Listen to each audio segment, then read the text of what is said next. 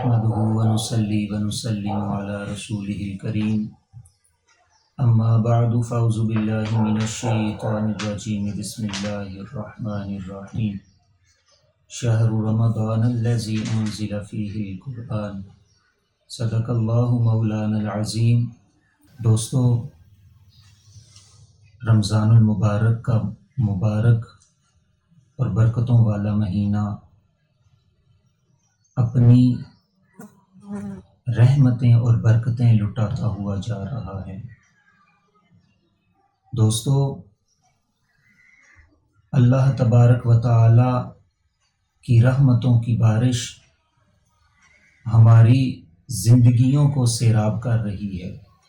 اس مہینے کی عظمتوں اور برکتوں کا کیا ٹھکانہ، جس کے متعلق حضور نے شہر عظیم اور شہر مبارک کے الفاظ کے ساتھ اس ماہ مبارک کو یاد کیا ہو، یعنی کہ بڑی عظمت والا مہینہ اور بڑی برکت والا مہینہ۔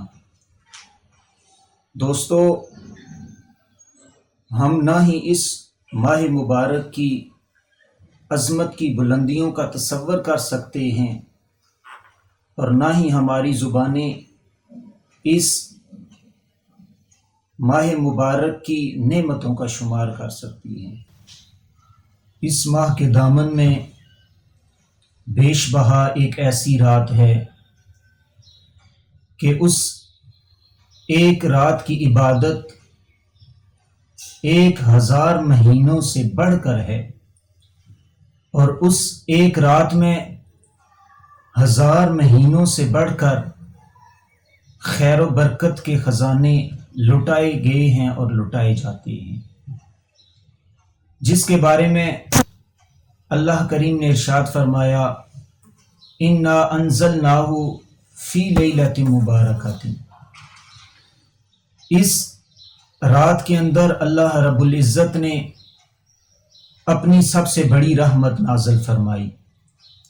انا انزلناہ فی لیلۃ مبارکۃ، کہ ہم نے اس قرآن مجید کو برکت والی رات میں اتارا ہے۔ تو دوستو، یہ کتاب مبین کیا ہے؟ فرمایا رحمتا من ربک۔ لیکن سچ پوچھئے تو اس ماہ مبارک کا ہر روز روز سعید ہے۔ اس ماہ کی ہر شب شب مبارک ہے۔ جب دن روشن ہوتا ہے تو اللہ تبارک و تعالی کے بندوں کو یہ سعادت نصیب ہوتی ہے کہ وہ اپنے رب کی اطاعت اور اس کی رضا جوئی کی خاطر اپنے جسم کے جائز خواہشات اور اپنے جسم کی تمام مطالبات ترک کر کے اپنے رب کی بارگاہ میں یہ گواہی دیتے ہیں کہ صرف اللہ تبارک و تعالی ان کا رب اور مطلوب اور مقصود ہے۔ اور جب رات کا اندھیرا چھا جاتا ہے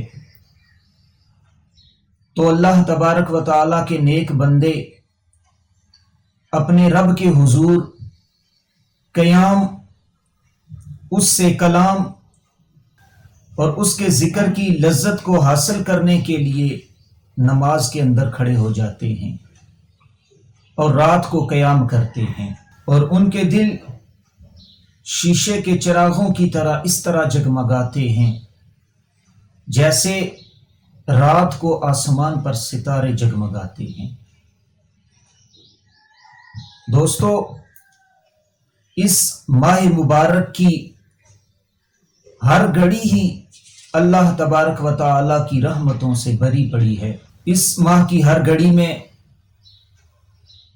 فیض و برکت کے خزانے پوشیدہ ہیں کہ نفل اعمال صالحہ فرض اعمال صالحہ کو پہنچ جاتے ہیں،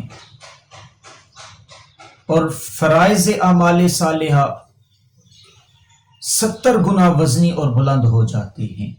रिवायात के अंदर आता है कि जब माह रमजानुल मुबारक का महीना शुरू होता है तो जन्नत के तमाम दरवाजों को खोल दिया जाता है और अल्लाह करीम की रहमत की बारिश का सिलसिला जारी हो जाता है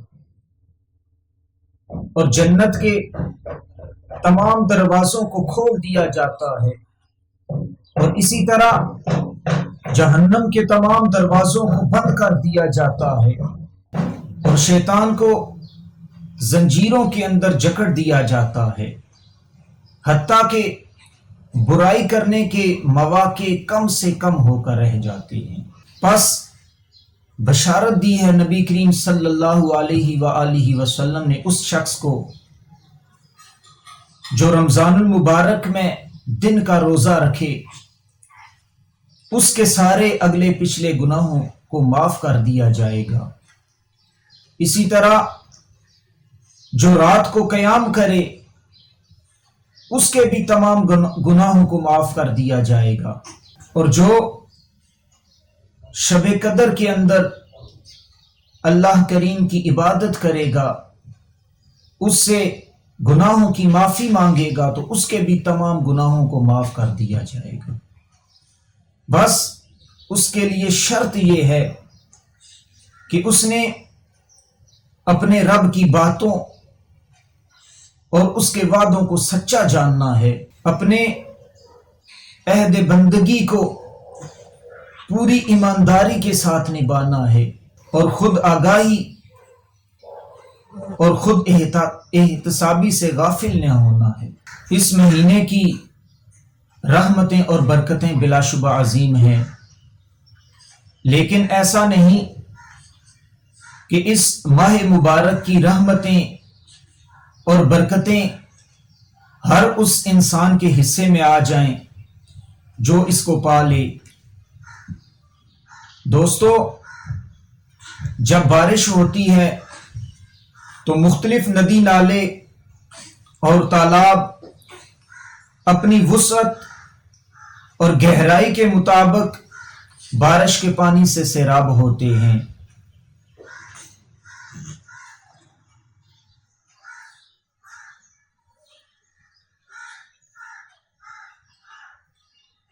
जमीन के मुख्तलिफ टुकड़े अपनी इस्तात के मुताबिक फसल देते हैं।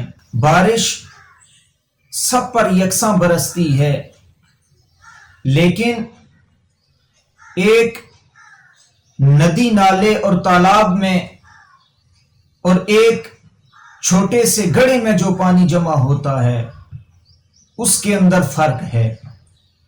फर्क यह है कि एक तालाब के अंदर इतनी गहराई होती है, उसके अंदर इतनी वुसअत होती है कि वो पानी का एक बहुत बड़ा जखीरा अपने अंदर जमा कर लेता है।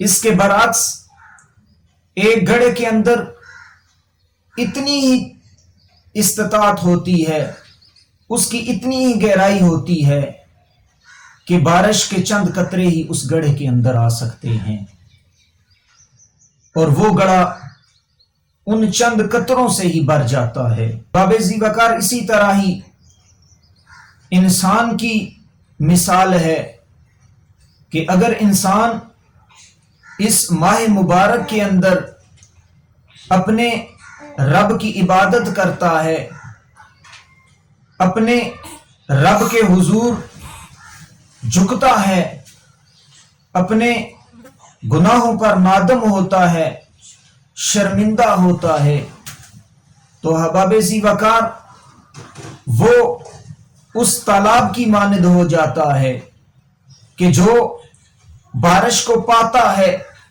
और अपने अंदर एक पानी का बहुत बड़ा जखीरा जमा कर लेता है।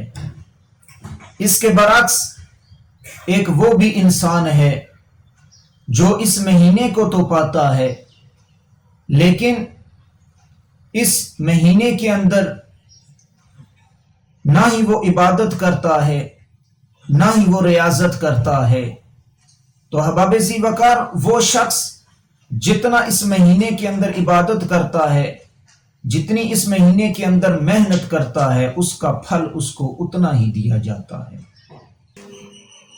تو احباب ذی وقار، اس ماہ مبارک کے اندر آپ لوگوں نے زیادہ سے زیادہ عبادت کرنی ہے، زیادہ سے زیادہ اپنے آپ کو اللہ کی عبادت کے اندر مشغول رکھنا ہے، زیادہ سے زیادہ اس کی حمد کو بیان کرنا ہے، توبہ اور استغفار کرنی ہے۔ دوستو، اپنے لیے اور تمام مسلمانوں کے لیے آپ نے دعائے مغفرت کرنی ہے۔ اپنی دعاؤں کے اندر مجھے بھی یاد رکھیے گا۔ وآخر دعوانا ان الحمد للہ رب العالمین۔